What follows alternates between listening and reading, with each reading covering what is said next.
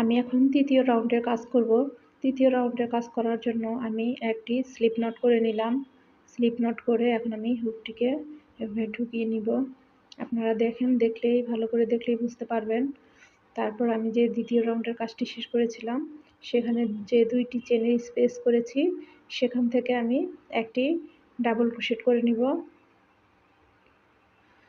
একটি double crochet, এখন 2 number double crochet করব। এভাবে আমি এই মাঝখানে 5টি ডাবল ক্রোশেট করে একটি পপকর্ন স্টিচ করব। আমি কিভাবে পপকর্ন স্টিচ করতেছি আপনারা দেখেন। আমি 5টি ডাবল ক্রোশেট দিয়ে একটি পপকর্ন স্টিচ করব। এই 4 নাম্বার ডাবল ক্রোশেট করলাম। এখন আমি 5 নাম্বার ডাবল ক্রোশেট করব। 5 নাম্বার ডাবল ক্রোশেট করে আমি সুতাটাকে একটু টেনে বড় করে নিব। আর প্রথম যে ডাবল ক্রোশেট করেছিলাম, সেখান দিয়ে আমি হুকটিকে ঢুকিয়ে সুতাটিকে টেনে নিয়ে আসব। দেখেন এইভাবে। এখন আমি 4টি চেন করব। 2, 3, 4, 4টি চেন করে আমি আবার যে 2টি চেনের স্পেস আছে সেখানে কাজ করব।